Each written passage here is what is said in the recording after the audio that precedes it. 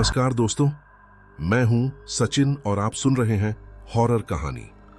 आज आपके लिए मैं एक ऐसी घटना लेकर आया हूं जिसने मेरी जिंदगी को हमेशा के लिए बदल दिया। यह कहानी उस रात की है जब मैंने अपनी ट्रेन एक सुनसान इलाके से चलाई और वहां जो कुछ हुआ वह किसी के भी रोंगटे खड़े कर सकता है। अगर आपके पास कोई डरावनी सच्ची कहानी है तो आप मुझे इंस्टाग्राम पर अपनी कहानी भेज सकते हैं। कहानी शुरू करने से पहले आप लोगों से एक छोटा सा अनुरोध है। अगर चैनल पर नए हैं तो वीडियो को लाइक और चैनल को सब्सक्राइब कर लीजिए और कमेंट में हमें जरूर बताना कि हमारी कहानी आपको कैसी लगी और यह भी बताना कि आप किस शहर से वीडियो देख रहे हैं। तो चलिए दोस्तों, बिना किसी देरी के कहानी को शुरू करते हैं। साल 2003 की बात है। मैं एक ट्रेन ड्राइवर था और उस रात मेरी ड्यूटी राजस्थान के वीरान इलाकों में पड़ने वाली थी। ट्रेन फ्लौदी से गुजरते हुए आधी रात को उस सन्नाटे भरे इलाके में पहुंच रही थी। चारों ओर अंधेरा और सन्नाटा, ट्रेन के इंजन की आवाज ही मेरे कानों में गूंज रही थी। जैसे ही हम आगे बढ़े, मुझे अचानक इंजन के पास एक परछाई दिखी। मुझे लगा कि शायद यह मेरी आंखों का धोखा है, लेकिन वह परछाई साफ तौर पर वहीं खड़ी थी। उसने बिना किसी हरकत के इंजन के दरवाजे की ओर इशारा किया। मेरे साथ गार्ड रामेश्वर था। मैंने उसे जगाया और कहा, रामेश्वर, देखो वह क्या है। रामेश्वर ने बाहर झांका और उसका चेहरा सफेद पड़ गया। शेखर, हमें यहां से निकलना होगा, लेकिन हमें समझ नहीं आ रहा था कि करें तो क्या करें। उसी वक्त ट्रेन की लाइट्स अचानक बुझ गईं और पूरे इंजन में अंधेरा छा गया। अब सिर्फ इंजन की आवाज और हमारे अंदर का डर था। मैंने ट्रेन की गति बढ़ाने की कोशिश की, लेकिन ऐसा लगा जैसे किसी अदृश्य ताकत ने ट्रेन को जकड़ लिया हो। ट्रेन की गति कम होती जा रही थी और वह परछाई और भी करीब आ रही थी। वह परछाई अब दरवाजे के पास खड़ी थी। उसके चेहरे पर एक खौफनाक मुस्कान थी और उसकी आंखें गहरी काली थीं। तभी दरवाजा अपने आप खुल गया और एक ठंडी हवा का झोंका अंदर आया। रामेश्वर ने डरते हुए कहा, यह कोई इंसान नहीं है शेखर। मुझे भी अब यकीन हो गया था कि यह कोई साधारण घटना नहीं है।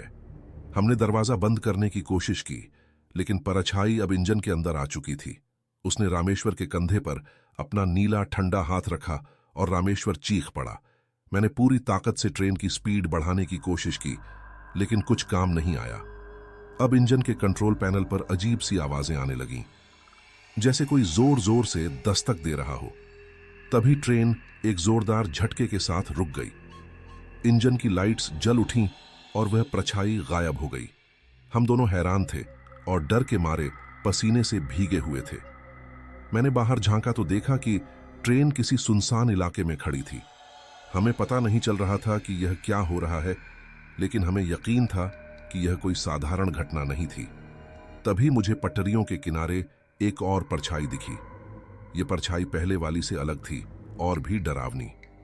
रामेश्वर कांपते हुए बोला, शेखर, हमें यहां से निकलना होगा। मैंने इंजन को फिर से स्टार्ट करने की कोशिश की और ट्रेन धीरे धीरे आगे बढ़ने लगी। लेकिन जैसे ही ट्रेन आगे बढ़ी, मुझे एहसास हुआ कि हमारी हरकतों पर कोई नजर रख रहा है। हमने फिर से उस परछाई को देखा जो अब हमारी ट्रेन के साथ साथ चल रही थी, बिना किसी हिले डुले। ट्रेन की गति जैसे उसके लिए कुछ मायने ही नहीं रखती थी। रामेश्वर की हालत खराब होती जा रही थी। यह हमसे खेल रहा है, उसने कहा। मेरी भी हालत खराब हो रही थी। हमने जितनी भी कोशिश की, ट्रेन की गति नहीं बढ़ रही थी। तभी इंजन के बाहर जोरदार आवाज हुई, जैसे कोई भारी चीज ट्रेन से टकराई हो। जब मैंने खिड़की से बाहर देखा तो उस आदमी को देखा जो पहले पटरियों के पास था। उसकी आंखें सफेद थीं और उसके चेहरे पर वही खौफनाक मुस्कान थी। ट्रेन फिर से झटके से रुक गई। इंजन में अजीब सी आवाजें आ रही थीं। मैंने महेश को बचाने की कोशिश की, लेकिन ट्रेन अब पूरी तरह से हमारे काबू से बाहर थी। इंजन के चारों ओर हवा में अजीब ठंडक थी और हमें लगने लगा था कि हम किसी अदृश्य ताकत के जाल में फंस चुके हैं। उस रात ने हमें सिखाया कि कुछ रहस्यों के जवाब कभी नहीं मिलते। तो दोस्तों, यह थी मेरी कहानी। उम्मीद करता हूं कि आप सब ने इसका आनंद लिया होगा। अगर आप मेरे चैनल पर नए हैं तो इसे सब्सक्राइब करें और अगली बार फिर मिलते हैं एक और डरावनी कहानी के साथ। ट्रेन फिर से झटके से रुक गई। इंजन में अजीब सी आवाजें आ रही थीं। मैंने महेश को बचाने की कोशिश की, लेकिन ट्रेन अब पूरी तरह से हमारे काबू से बाहर थी। इंजन के चारों ओर हवा में अजीब ठंडक थी और हमें लगने लगा था कि हम किसी अदृश्य ताकत के जाल में फंस चुके हैं। उस रात ने हमें सिखाया कि कुछ रहस्यों के जवाब कभी नहीं मिलते। तो दोस्तों, यह थी आज की पहली कहानी। तो चलिए बढ़ते हैं आज की दूसरी कहानी की ओर। यह 2018 की बात है, जब मैं रवि एक ट्रक ड्राइवर था। उस दिन मुझे मेरे बॉस से फोन आया कि मुझे एक दूरस्थ जगह कालाकुंड में सीमेंट की डिलीवरी करनी है। यह जगह बहुत ही सुनसान और अजीबोगरीब थी, पर काम तो काम था। मैंने ट्रक उठाया और निकल पड़ा। रात काफी हो चुकी थी और रास्ता लंबा। कालाकुंड गांव के पास पहुंचते ही मुझे अजीब सा महसूस हुआ। सड़कें खाली थीं और चारों तरफ सन्नाटा था। गोदाम में पहुंचकर मैं जैसे ही अंदर गया, वहां एक जलती हुई बल्ब की हल्की रोशनी दिखी। कोने में एक पुरानी कुर्सी पर एक जला हुआ इंसान का शव पड़ा था। उसकी आंखें मुझे घूर रही थीं। मेरी सांसें थम गईं। मैंने वहां से भागने की कोशिश की। जब मैं गांव से बाहर निकलने की कोशिश कर रहा था, मैंने देखा कि सड़क के किनारे एक बूढ़ी औरत झाड़ू लगा रही थी। उसकी सफेद साड़ी हवा में लहरा रही थी और उसकी आंखों में अजीब सी चमक थी। मैंने स्पीड बढ़ाई और वहां से निकल गया। कुछ किलोमीटर के बाद मैंने अपने बॉस और एक अन्य आदमी को सड़क किनारे देखा।